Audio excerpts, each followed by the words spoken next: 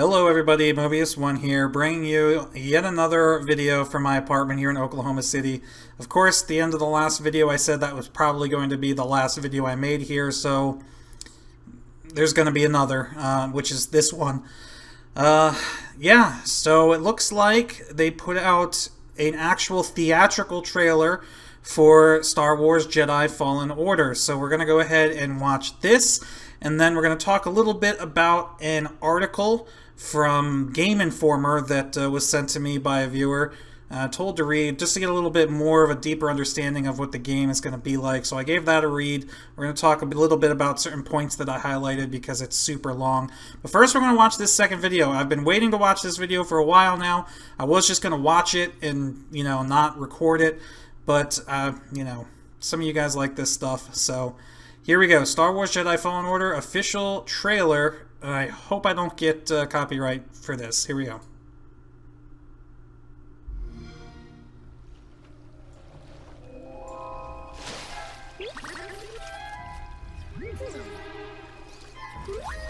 I do like that droid. The water looks kind of weird. Ready to do this? Ooh. Ooh. That's very Shadow of the Colossus-like. Oh, you get to shoot it? It saw. Who are you? Who are you? Got a name? Cal Kestis. Saw Gerrera. Cal Kestis? I'm here on Jedi business. Jedi are dead. Not all of them. It looks so good. Alright, so we're getting a little bit of the stuff that we saw in that cinematic, or I'm sorry, that gameplay video. Yep, this November. Alright, so it's just like a theatrical version. Ooh, shuttle. Stop them. That's the plan.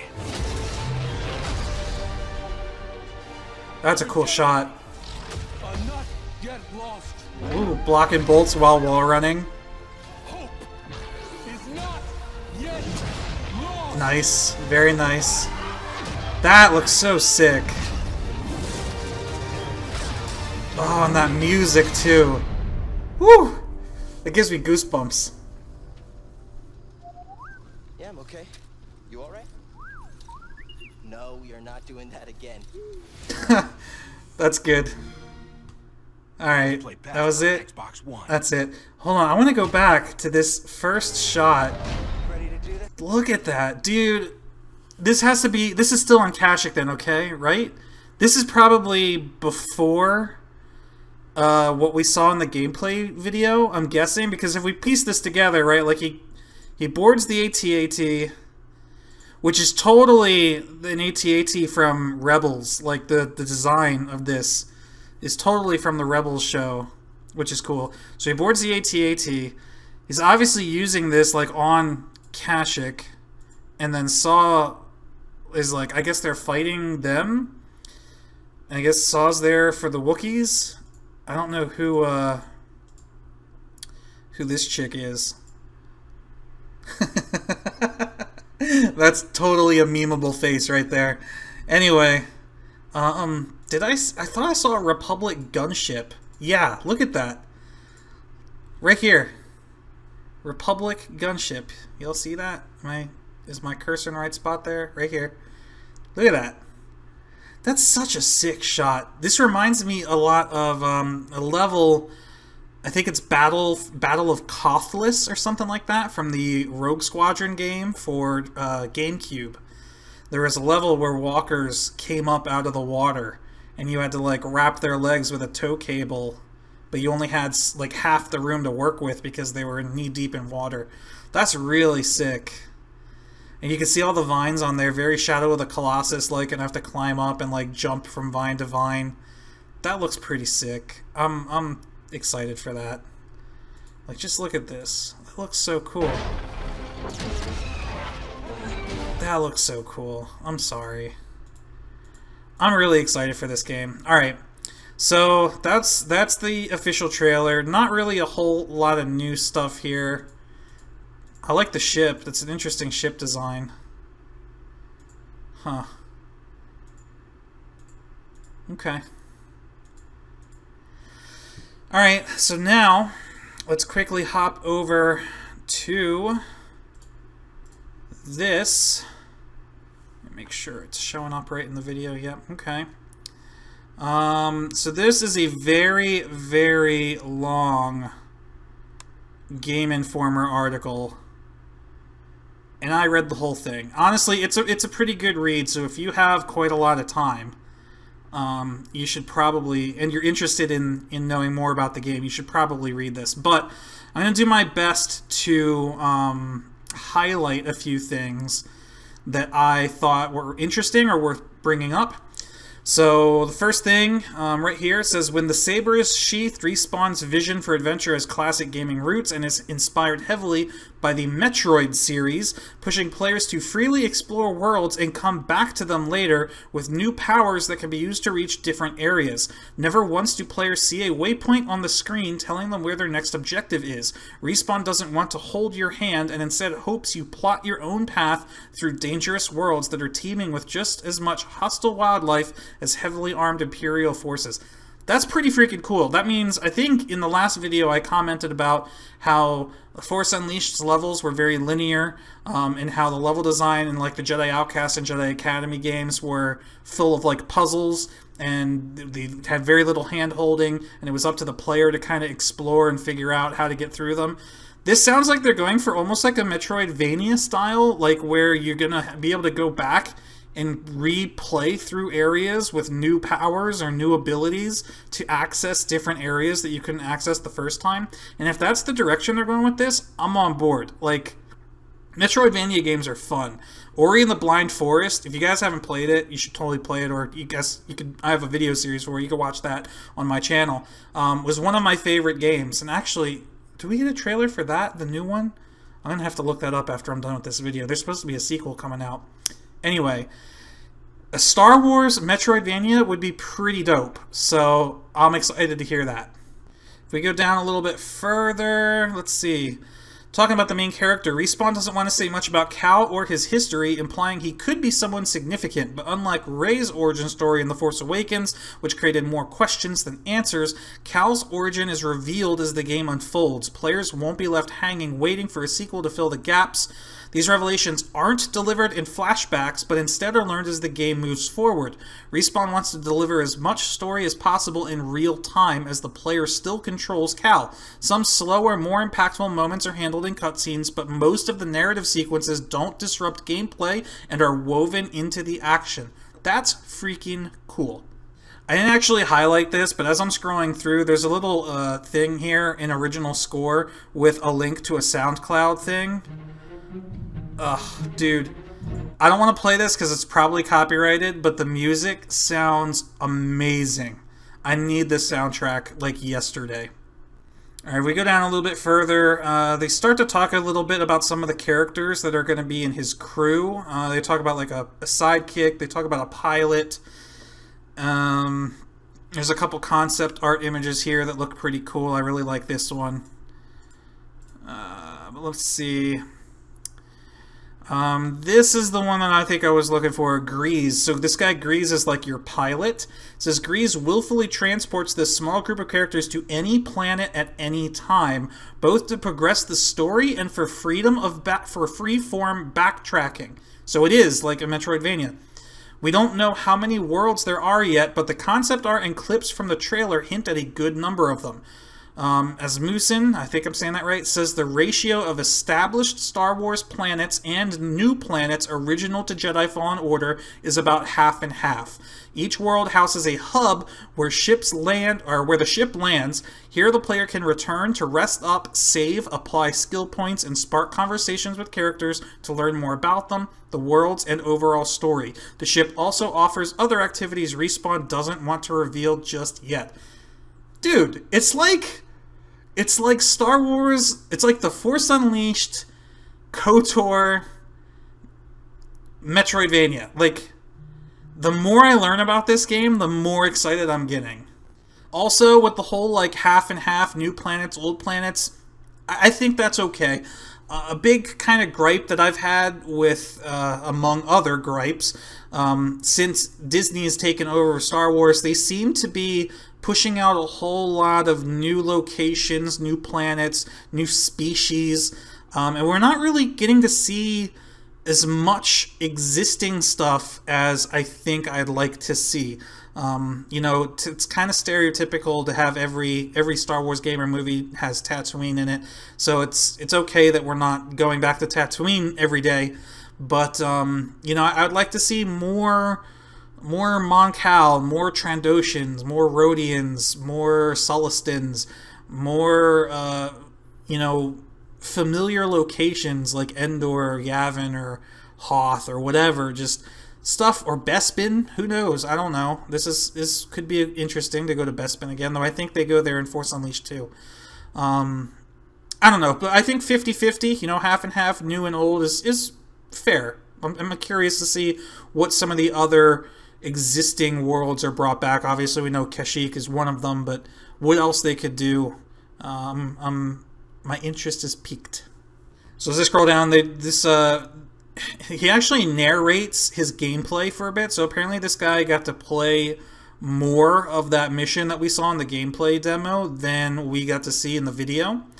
So he goes through a bunch of this stuff. And then it gets to the point where he meets up with Saw. So he just talks about him and Saw's first encounter. But then I want to talk about this right after this. It says, this short break from the action flows seamlessly in and out of gameplay and is nicely framed, giving each character face time along with proper musical cues that set the stage. As Musin says, this introduction to Kashyyyk is one of many big linear Star Wars sequences meant to be cinematic like the films. As big and powerful as this moment is, it isn't indicative, I don't know how you say that word, of the full experience Respawn is trying to deliver in Jedi Fallen Order. So it's not going to be like all about cutscenes and stuff. Like the earlier paragraph said, a lot of the story is going to be delivered through gameplay. So, again, hype. Traversing the Wilds says, we want to trust the player to find their own way and discover the world without breadcrumbing them along. Says Jeff Magers, lead level designer. Will mark an objective on their map that is well off in the distance in the fog of war, and the player has to figure out how to discover and explore toward that ultimate goal. That is exactly how the waypoint system in Ori and the Blind Forest works, right? Like, you could open up your map, and I could go and make a video and show you guys this, but just take my word for it or watch my YouTube series.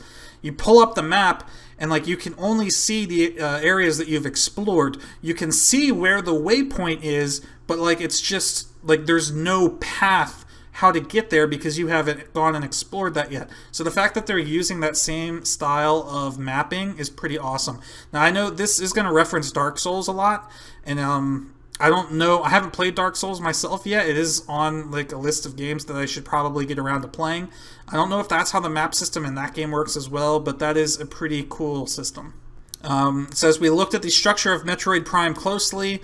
Early on, I looked at the cadence of getting upgrades in Metroid, and we mapped that out. Ours in Jedi Fallen Order is nothing like that, but it was a good exercise to go through. I think Jedi Fallen Order's approach will feel fresh. It's not exactly like Metroidvania. We also looked at games like Bloodborne and Dark Souls that have the same types of mythology. We studied those games. We studied those games, and they inspired us to find an experience that works well for our game. So, I don't know. He says it's not exactly like Metroidvania, but it sounds like that's what they're describing. So if we're going to get some sort of like Dark Souls Metroidvania hybrid, I'm okay with that. I'm just really, really curious how they're doing it. A little further down it says, exploration also unearths other chest types that contain cosmetic items to change the way Cal, BD, and the Stinger Mantis look, which is the name of your ship. And yes, lightsaber parts are part of that equation. If a blue blade isn't your style, you can find different colors, hilts, and other components that alter the saber's overall design. Just don't expect to get a red blade for Jedi, which makes sense. Alright, under the mechanics of war, it starts to talk about the different enemies, like Imperial forces, more serious threats like the KX series security droid, ATST. And then here, the moment where players will likely panic most is when a purge trooper enters the fray. These darkly armored and highly trained soldiers are part of the Emperor's Inquisitorius? Is that really how you say that? Inquisitorius program. Okay. Dispatched to soften up Jedi before a Force-powered sister or Inquisitor shows up to take the Jedi down. Purge troopers almost always have some form of electroblade in hand and are eager to exchange blows. These troopers taunt Cal mid-battle and are quick to counter his strikes. Each of the distinct electro-weapons they wield require different strategizing, as the attack speed of a long staff is much slower than 2 smaller swords. If the Purge troopers are nearby, there's a good chance the second sister isn't far behind. Respawn doesn't want to reveal anything about her at this point, but as our cover art shows, she uses a red double-bladed saber and conceals her true identity behind a visor. Respawn hasn't come out and said if the second sister is the primary antagonist, but we have a feeling she can't be the only one hunting Cal. There's nothing to say there. That's awesome. The fact that the Purge troopers are going to have like different weapons, I see like those red guards from Snoke's throne room in The Last Jedi, how they each had like a different like fighting style and different weapon choice. Like, that's just cool to me. I'm sure at some point later in the game we might have to fight like a mix of Purge troopers, each with their own weapon, and I'm really looking forward to that.